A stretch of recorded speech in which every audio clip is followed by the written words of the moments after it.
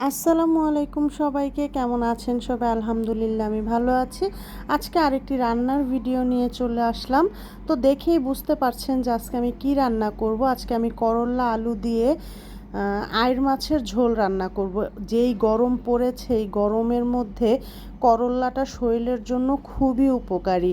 বাচ্চারা খেতে চায় না, তারপরও এমনভাবে রান্না করব যাতে তিতা না লাগে এবং বাচ্চারা খুব মজা করে এই তরকারিটা খেতে পারে। তো আমি ফার্স্টে তেলের মধ্যে পেঁয়াজটা একটু ভেজে নিয়েছি, তারপরে সাথে আলুটাও ভাজলাম।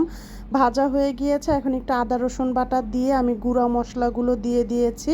এখন আলুটা আমি একটু পানি দিয়ে ভালো করে কষাবো। কষানো হলে আমি মাছটাও এই তেলের মধ্যে একটু হালকা কষায় নিব, কারণ মাছের মধ্যে যাতে মশলাটা যায়। তো মাছটা আমি উঠিয়ে রেখেছি, কারণ এই মাছগুলো এত নরম, একটু বেশি নাড়াচাড়া করলে ভেঙে যায়।